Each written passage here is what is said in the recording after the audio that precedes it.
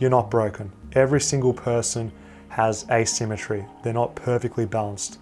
People have one leg longer than the other, slightly.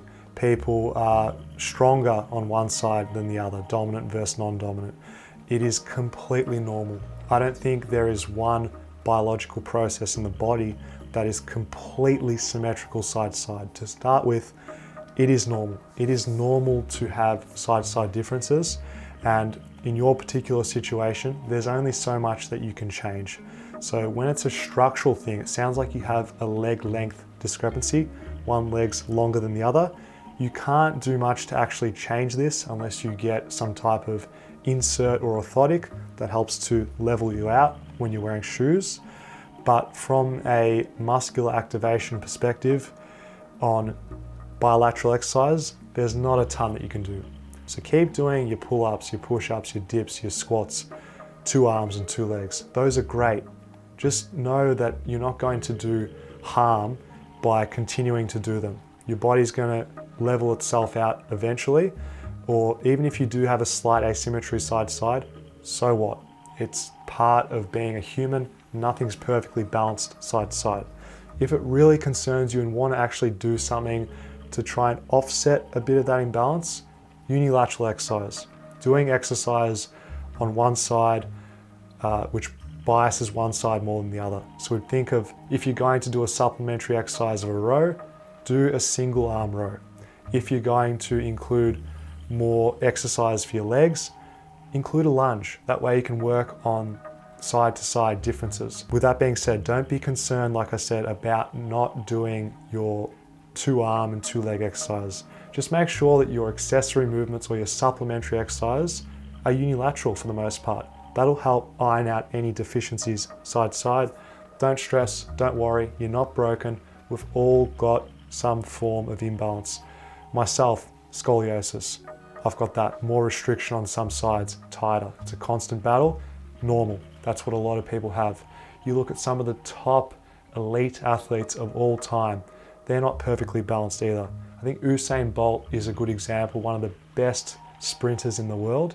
I believe he's got some scoliosis. He's the best in the world. But if someone was to look at him and look at his spine, they would say, wow, that's not normal.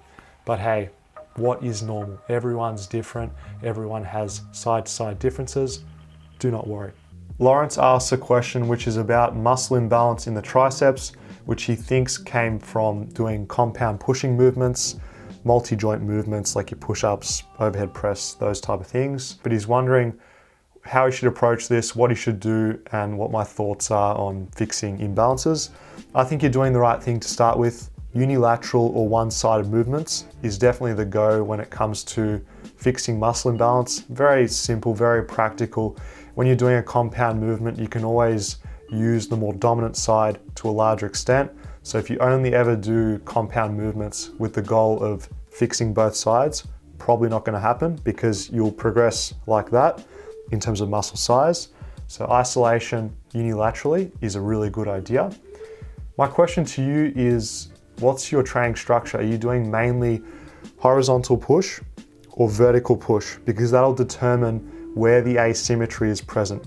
I also want you to look at your arm and tell me which part of the arm has less muscle in terms of the tricep. Is it the overall tricep, or when you compare side to side, is it the lateral head here, or is it the long head of the tricep on the inside?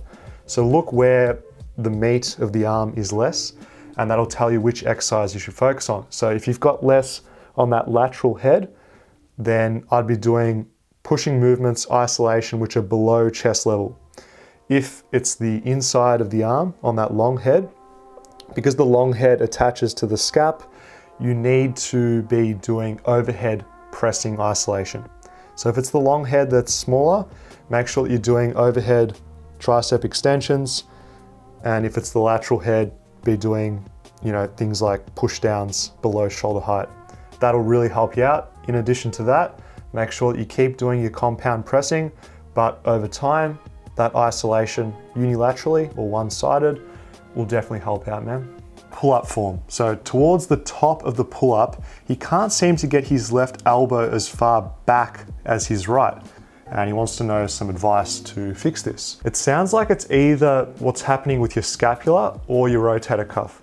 So a quick and easy way to assess this would be to do a wall slide, because this will kind of tell you where your limitation lies. So I'd go up against the wall, do the wall slide, and see how far down you can go whilst you keep your forearms, wrists, all that stuff flat against the wall.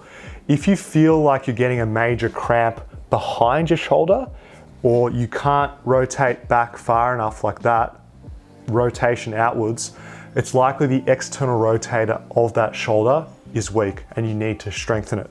If you're finding that you simply can't draw your shoulder blades back and pinch them back in that position, it's likely that the scapular retractors on that side are weaker.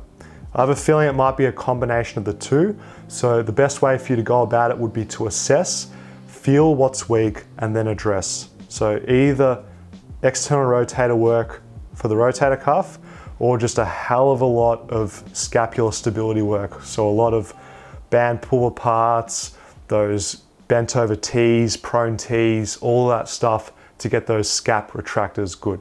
Might be a limitation on that side.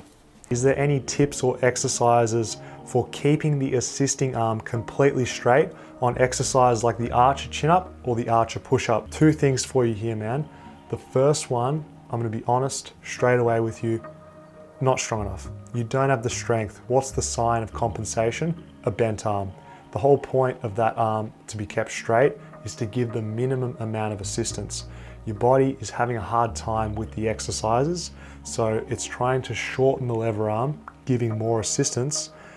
That's the result. You're bending that elbow. What I recommend is dropping back. You've got to drop back to step forward. So for the archer chin-up, I'll give you an example with that scenario. You've probably gone from the two-arm chin-up, pull-up variations, standard exercise. You want to work towards a one-arm chin-up, which is cool. You're going to the archer chin-up. Too big of a jump. Perfect exercise for you. The mantle chin-up. That's still an assisted one-arm chin-up, but it gives you the luxury of relying on more assistance from the assisting side, and it's more incremental. If you're someone who's more of an intermediate, you can build that strength towards the archer chin-up by progressively decreasing the assistance on that side by, you'll see in the video, dropping the ring height, or you can take fingers away. That way, you can work on that when you're strong enough, then you'll go to that archer chin-up. That arm will be rock solid. It'll be completely straight because you'll have the strength on your dominant side or the working side to make the exercise possible. You need to pick an intermediate progression along the way and just build up your strength. If, however, you're still struggling once you've applied that principle, work on your straight arm strength.